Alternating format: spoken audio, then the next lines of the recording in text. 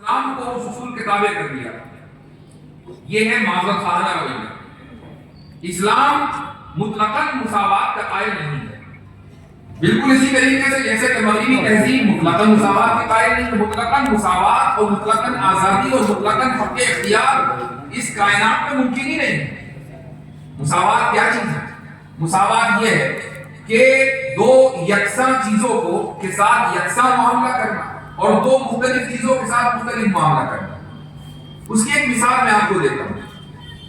مثلا یہ مجمع یہاں موجود ہے اور میں کسی شخص کو دیکھ کر یہ کہوں کہ بھائی آپ فوراً اٹھ جائیے اور یہاں سے نکل جائیے. کیوں؟ اس لیے کہ ہو سکتا ہے کہ میرے پاس یہ معلومات ہو کہ یہ شخص اپنے لوگوں میں سے نہیں ہے. یہ مثلا شکیلی ہے, یہ مثلا قادیانی ہے, یہ مثلا مرتد ہے, یہ جاسوس ہے دشمن کا, وغیرہ وغیرہ. اب میرا مجمع میں سے اس شخص کو منتخب کر کے نکال دینا اور اس کو یہاں سے بھگا دینا یہ بالکل جسٹیفائیڈ ہوگا اور آپ سب لوگ اس کو بالکل تسلیم کریں گے اور کہیں گے کہ بالکل صحیح معاملہ ہوا. لیکن اگر ایسا نہیں ہے, میں نے محض وہم کی بنیاد پر ایک شخص کو کہا کہ آپ یہاں سے نکل جائیں, حالانکہ وہ شخص ہم میں کا ہی ہے, وہ ہم جیسا ہی دکھتا ہے, ہمارے جیسا ہی اس کا حلیہ ہے, وہی اس کے افکار ہیں, وہی اس کے خیالات ہیں, تو میرا اس کو منتخب کر کے اٹھانا اور اس کو نکال دینا غلط ہوگا. کیوں؟ اس لیے کہ وہ ہم جیسا ہے, وہ یکساں ہے, تو اس کے ساتھ یکساں معاملہ کیا جائے گا. جیسے آپ لوگ بیٹھے ہیں وہ بھی بیٹھے ہیں, لیکن اگر کوئی شخص مختلف ہے تو اس کے ساتھ مختلف معاملہ کیا جائے گا. آپ بیٹھے تو بجائے گا. یہ مساوات ہے. اس کی ایک اور مثال آتی ہے. جگہ ہے آپ مثلا کسی دارالفتہ میں ہے, مفتی کا عہدہ آپ کے پاس ہے اور آپ کا ایک دوست آپ کے پاس آیا جس کے بارے میں آپ اچھی طرح جانتے ہیں, اس کے اقوال و قواعد سے واقف ہے, اس کی صحت کیفیت سے واقف ہے, اور وہ آپ سے آ کر یہ کہتا ہے کہ مفتی صاحب مجھے یہ فتویٰ چاہیے کہ یہ جو ڈرنک ہے یہ میرے لیے درست ہے یا نہیں. اور آپ چونکہ پہلے سے واقف ہیں کہ یہ شخص شوگر کا مریض ہے, تو آپ یہ کہیں کہ نہیں یہ تمہارے لیے درست نہیں. اسی کے بعد اسی مجلس میں ایک شخص آتا ہے اور وہ یہ کہتا ہے کہ مفتی صاحب یہ ڈرنک میرے لیے درست ہے یا نہیں. اسی ڈرنک کے بارے میں سوال ہے اور آپ یہ کہتے ہیں کہ بالکل درست ہے. تو پہلا شخص یہ شکایت کر سکتا ہے کہ بھائی یہ آپ نے کون سے دارالفتہ سے فتوے کی ڈگری لی ہے کہ ایک ہی مسئلہ ہے, ایک ہی چیز ہے, میرے لیے تو آپ نے کہہ دیا کہ درست نہیں ہے اور اس کے لیے کہہ دیا کہ درست ہے. یہ فرق کیوں؟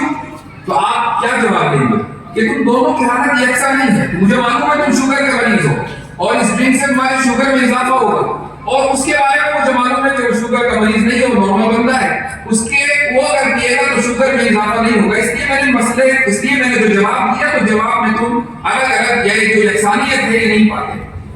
مساوات کا مطلب یہی ہوا کہ دو یکساں معاملات کو ایک طریقے سے ٹریٹ کرنا, ایک طریقے سے ان کو سمجھنا, اور دو مختلف معاملات کو الگ الگ طریقے سے ٹریٹ کرنا اور اس کو سمجھنا, یہ مساوات ہے.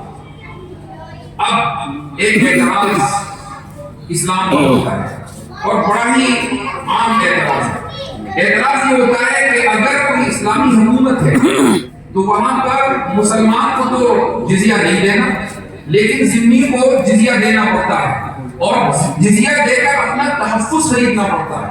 لیکن ایک مسلمان ہے تو وہ کبھی جزیہ نہیں دیتا اور اپنے تحفظ نہیں خریدتا. تو یہ جو ایک ہی ملک کے شہری ہیں ان کے ساتھ الگ الگ معاملہ کیوں ہوتا ہے؟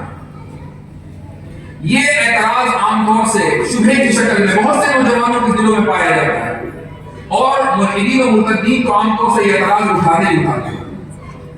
تو اس کا جواب یہ ہے کہ ذمہ اور مسلمان اگرچہ ایک ہی حکومت کے تحت رہ رہے ہیں, اگرچہ اسلامی حکومت کے سٹیزن جو شہری ہوں, لیکن دونوں یکساں نہیں ہیں. یہ یکساں کیوں نہیں؟ کوئی یہ کہہ سکتا ہے کہ اس لیے نہیں ہے کہ عقیدہ کچھ ہے دوسرے کا عقیدہ کچھ ہے, وہ تو ہے ہی اپنی جگہ.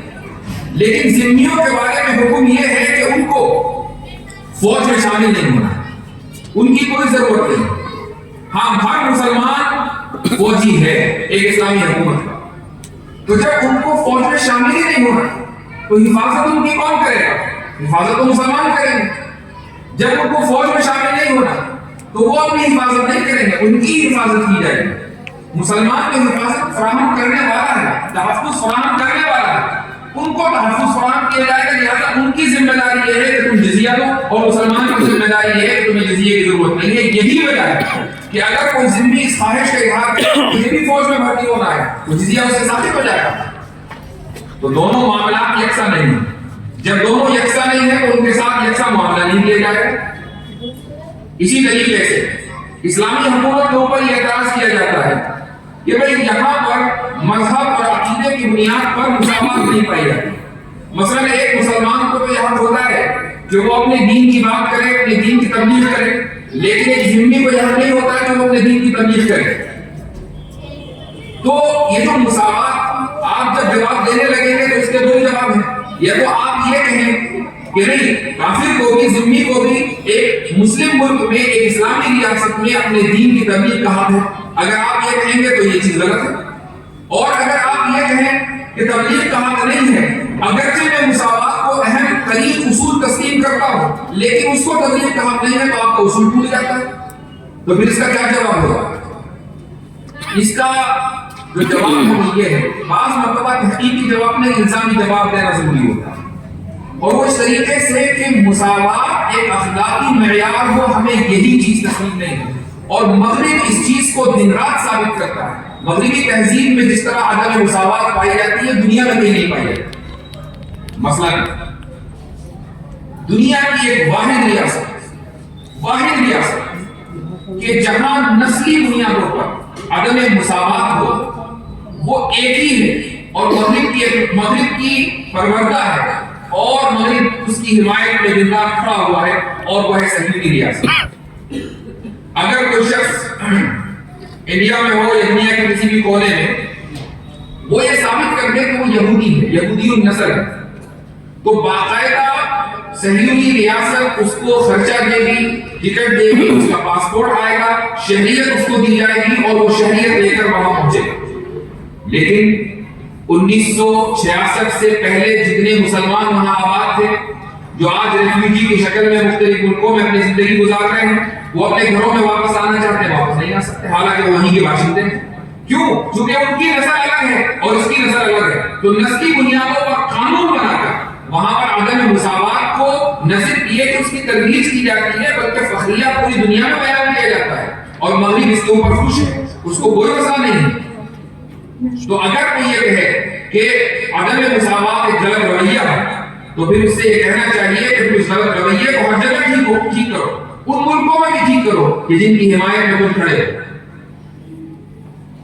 ایسے ہی آپ تحقیقی جواب کے طور پر یہ بھی کہہ سکتے ہیں کہ ایک مسلمان کو اپنے ملک میں اسلامی حکومت میں دین کی بات کرنا اس کے لیے اس لیے درست ہے چونکہ دین اس ملک کا بنیادی کانسٹیٹیوشن ہے، یعنی پورا جو دستور ہے وہ دین کے اوپر رہا ہے، اسی لیے تو اسلامی ریاست ہے۔